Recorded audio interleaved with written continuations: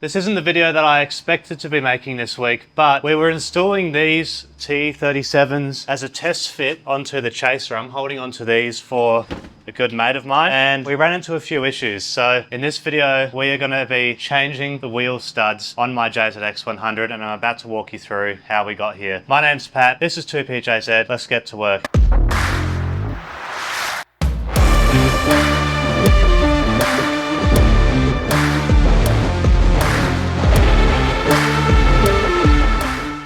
So basically what happened is I was using these Rays wheel nuts that came with the wheels. So my mate has an Evo 8, and the Evo 8 has the same thread pitch wheel studs as the Chaser. And I imagined because the seller gave me these Rays wheel nuts, they were the same for the Evo as they were for the Chaser. But I only realized after putting them on and wondering why they were so tight that they are actually R32 GTR wheel nuts, which is a 1.25mm thread pitch in the inside, and this is a 1.5mm. So I've cross-threaded every single one of my wheel studs. Wait, hold up. Are you telling me that you just cross-threaded every single one of your back wheel studs when working on your car? Yes, that is true, and I'm really embarrassed by the whole situation. I still can't believe that I did it. Frankly, I am still annoyed, especially while editing this video and watching myself make the mistake again in live time. But we all make mistakes working on cars. This one was obviously a very big one, but it's just a reminder to you that no mistake you ever make when working on your car is too big or can't be fixed. So let's carry on. Now I have to take the brake rotors off, take the calipers off, and jam the wheel studs out and get it sorted. So the main issue is there's not a massive lot of information online about changing Chaser wheel studs, so this will be a first of its kind sort of how-to, and come with me while I do this. As I said, not the video I wanted to make. This is really annoying. It was supposed to be a very casual Saturday job, but we're here now, so we may as well get to work. It's sort of going from bad to worse. It's been a really long day. And if you wanted to see the initial section of this, you'll have to go and check my Instagram, which is at 2PJZ with an underscore. I post over there every day, so probably the best place to find what I'm up to. But man, this is just like, moments like this make you hate cars, but it's my own doing, so I've got to try and sort it out. Ah, there we go. Funny how things work when you do it, right? Hey, this is why I've never claimed to be a mechanic in anything that I'm doing. I'm just a dude, so... Oh shit. Like most cars, the Chaser's brakes, 2 bolts for the caliper. There's one here and then one down here, and then you can't see behind it, but behind it there's one here and then one down there as well. So it's got to loosen all of those. Like so. And for the other one I'll probably have to get under it. This is why I should use electric tools, because geez, getting back here, it's not easy. I don't know if this is the right size. Times like this, I wish I had a hoist. This will be one of those videos I look back on when I do actually have a shed and hoist and feel mighty proud of myself, because this is the last thing I want to be doing today. Oh my God. Oh no, my mic's clipped to the brake. Oh my God. This is why I should really have a mic on the camera, because it keeps falling down my shirt. Once you take that off, we can just sort of put that behind there. You want to put it somewhere where it's going to be safe. You can use like a coat hanger or something to hang on the strut tower, but we're just going to sit this behind there because we're not really moving it much. And then your actual brake rotor. So I did some research for this, which you should always do before you work on a car. And I had my handbrake up still, but apparently if you take that off, oh, you're joking. And I don't know if I have to take off the rear handbrake shoe as well for this. One thing I didn't realize you had to do is to actually bang the wheel studs out, is to take off the parking brake. So for this, I need to get some needle nose pliers. You see there are these 2 clips at the top, so you have to undo this one and that one. Like that, that's one. Pull the other one off. Once that's off, these 2 little pins here on the side, these clips take a lot of hard work, and I'm just jumping in here to say that you will need to push them down with a screwdriver to actually get them out. This took a really long time. God always gives his toughest battles to his strongest soldiers. Never forget that. Let's get this shit done.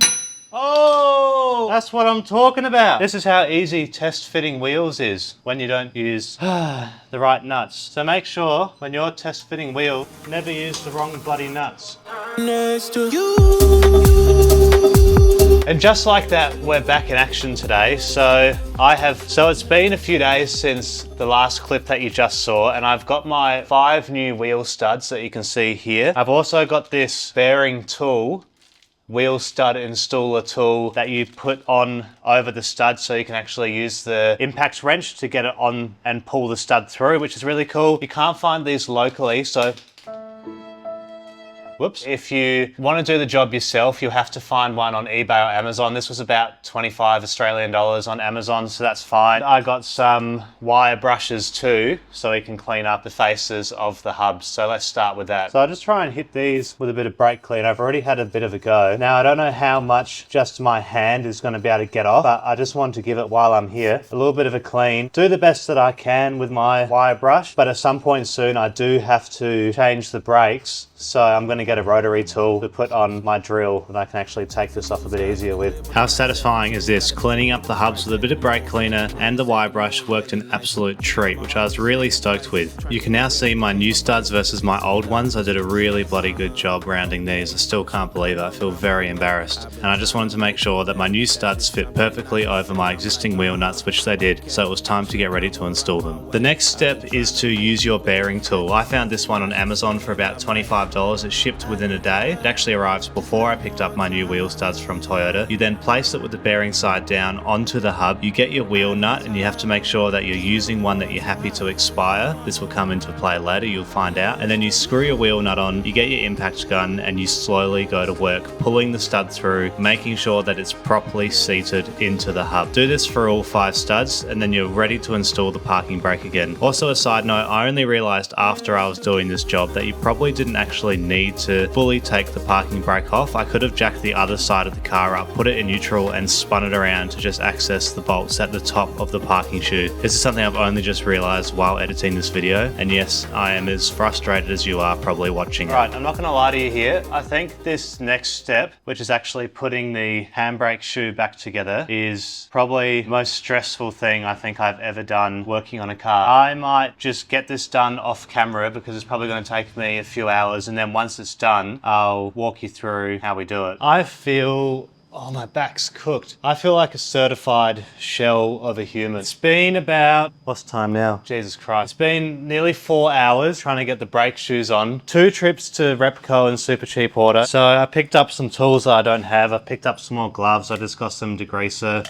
Obviously I haven't been wearing my gloves that much. A brake spreader for later when we put the calipers back on the car. Got some wire brushes. I cleaned the hubs, obviously, as you saw before. These are all my old studs. And what else did I get? Got some other bits and bobs too. I got a new impact. So I'm very excited to report that after hours and hours and hours, I've got the brake shoes back on. Basically what I did, what worked, was with these retaining clips back here, try and zoom in on that. So these retaining clips back here, essentially, all the YouTube tutorials say that you put them on after you slide the shoe in. But what I found worked for me after hours of trying. So you basically put all the clips on, you put the washer on, you put the spring on, then you put the top cap on. Then you sort of like squeeze it all together, jam your shoe in, and then it all ends up just working. And you have to like shimmy it around a bit, obviously, but you'll get there. But man, I feel so mighty accomplished right now. Holy shit. Oh my God. All right, so I'm gonna finish off the rest of this now. I don't know how long that's gonna take me, and then we will jump back in and I'll tell you what I did. Such a shit job. If you're thinking of doing this to your car because you wanna upgrade, just set aside a couple days. If you're not really that mechanically minded like me, this is definitely the most involved thing that I've done in a very long time. Maybe if you've got more skills, it'll be a bit easier for you, but oh boy, let's get back to work. We're getting so close. I can just feel it. So currently we're up to this step. We've got the adjuster piece in at the top that obviously squishes in. We've got at the bottom, sorry, the bottom is the adjuster piece at the bottom down there. We've got the spring in at the bottom. We've got this little pad bit up the top. Now the last thing is actually getting the clips up around here, which is quite difficult. So if after what feels like an absolute eternity, the brake shoe is on. I just hope I've done everything right and I've got the adjuster at the bottom up the right way. I think I do, because it feels nice and tight. The clips are on the right way. We've got the side clips in. It's now 9:12, and I think the last update I did with you was around 7 o'clock. This is no easy job. If you are interested in learning actually how to do it, I can run through it in more detail, but the key thing to remember is just doing these side clips as one piece before you put the shoe on, and then cramming the shoe behind them while you hold them. But now it's time to put the caliper bracket back on, and don't forget to buy some grease. I'm just using some copper grease. You can use brake grease, but but grease everything up. I don't know if I did grease absolutely everything, but I greased the main parts. So hopefully we've got no squealing. I do need to change the rear brakes soon, but we are going to put back on the old rotors and the pads, which you can see don't really have much meat left in them for now. And I'll be changing the brakes next month, but hopefully we'll never ever have to touch the brake shoe again, pending I've done everything right. But I guess the good thing being an automatic car is that you don't necessarily need a handbrake as much as if it was manual, which would be swapping out anyway. So yeah, time to get back into it and put the brakes on, which should be much more straightforward. The next thing you want to do is clean up all your brake components before they go back on the car. This is to make sure you remove any brake dust, grease and grime and other little things that could start making noises when the car's back on the road. For some reason I took it upon myself to use my new disc pad spreader tool to space out the brake piston. I don't know why I did this. I didn't really need to because I'm reusing the same old brake pads, and I was a bit worried when I put the caliper back on because there was a lot of play in it, as you're about to see. So I might have made a bit of an error. I just defaulted to taking the disc pad spreader tool and spreading out the pads, but I was just realized after doing it, we don't actually need to do that because we're reusing the brake pads that are already in there. And one thing I forgot to do as well was put the pins back in, so I'm going to take the calipers off again. This is my first time doing brakes and I'm a bit nervous about it, but I think because I spaced them out, there's a bit of play here, which is obviously not ideal. So I'm hoping once I start the car and get a bit of fluid in the system, that should ideally push the piston back out and engage the brakes properly again. I hope, though. I think that's the only way to do it now. I'm so close now. I can feel it. We are so close to getting this job done and I'm so excited. The last thing I needed to do was put the brake caliper back on after I'd put the brackets down to hold the brake pads in place. Then I put the wheels on, and this was the most careful wheel installation I have ever done considering what went wrong the other day. I made sure to do every nut as tight as possible by hand, making sure they all properly went on the studs, that I hadn't cross-threaded my brand new studs, and that we were good to go. But then, right at the final hurdle, the very, very last step, I noticed something that totally ruined my mood.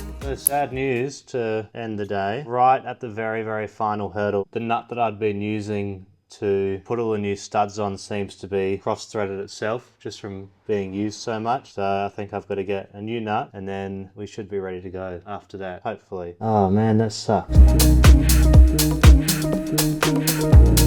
So we're back again for the final step. After I've rounded this nut, when I was pulling all the new studs through, I realized that obviously only 4 were going to work. So I found another one. My ones look like this, and the only one I had in stock was chrome. I just want to get the job done. So we'll just quickly spin it on to make sure it fits, and it looks pretty good so far. Perfect. I don't think you can get much better than that. Seated up nicely against the road. I've put my brakes back together. There is a little bit of play because I accidentally used my brake pad spreader for some reason, even though I wasn't putting new pads in. So there is a little bit of play for now, but I will just literally have to take it for a drive around the block, hopefully. And then the piston should push the brake back out, and hopefully I should be all good to then take the wheel off again and torque everything down to spec. But I'll get these wheels on, we'll drop the car. This is the moment of truth now. It was time for me to put the wheels back on the car and take the car out for a test drive. Apologies about the portrait video. I shot this for my Instagram and completely forgot to shoot something for YouTube as well. The chaser is fixed. Oh my God. I am so happy to have this thing back on the road. I'm testing it out now. The back caliper, just making sure that is all good, but with a few pumps of the brake, it feels fine.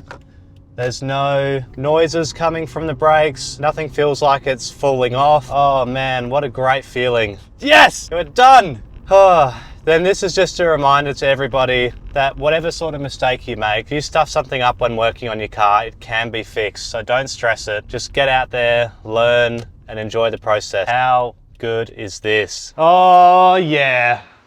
That's how it's done. Test drive success. I just went out, I've checked to see before I left when the handbrake is up if the car actually moves, and it does, but nothing more than what it moves like before, so I can maybe adjust that to make it a bit tighter. Wheels are all torqued to spec. I did do that before I went, but I need to take the back wheels off again because now that the piston has actually pushed itself out, I will be able to properly torque the caliper bracket and pins down. So I just want to make sure that's all good. So I'm going to take the wheel off again, and then we are all finished. Finally, been going since Saturday. It's now Thursday. Every spare minute I've had, I've been trying to do this. It's been hours and hours and hours of work, and we are almost done. Just got to tighten up the calipers, and then we are back on the road. So now that I'm here, this had a bit of play in it before, as you would have seen. So now that I've actually gone out and driven the car and tested it, there's no play in that. So we're going to tighten these down now that there's nothing to actually push against it, and we'll torque these. This is a bit of a random angle. So I couldn't really find much online for the torque specs for the Chaser specifically, so I'm just going off what's on the Camry. I've already done the ones at the back to around nearly 80 foot-pounds. These ones are supposed to be around 25, but I just want to do these first by hand and then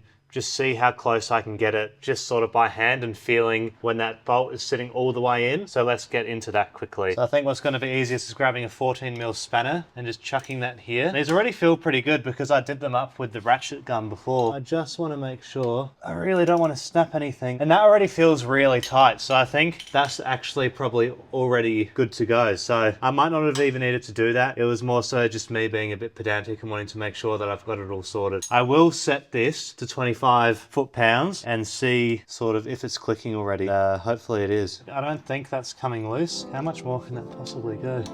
Alrighty, so that is it. That was by far the single worst job I've ever had to do on a car, and I would have definitely learnt from the mistake that I've made. But if you need to change your JZX 100's rear brake parking shoe, at least you now know what to do and what to avoid. Please, for the love of God, make sure you check your wheel nuts before you test fit wheels. I did not expect to be still doing this almost a week after I stuffed up, but I've gone around now and torqued up all of the car's wheel nuts so they're all safe, the brakes are all safe, and we are good to go to get back onto the road. There is plenty more coming for this Toyota Chaser JZX 100, including a head unit next week. So if you want to see that, make sure you stick around. My name's Pat. You've been watching another action-fueled episode of 2PJZ. If you enjoyed today, please comment. If you want to give me shit, feel free to comment as well. Like this video, subscribe to the channel, send it to a friend and share the word. And don't forget to follow my Instagram where I've been posting daily updates of this in real time. Thanks for watching, and we'll see you next week.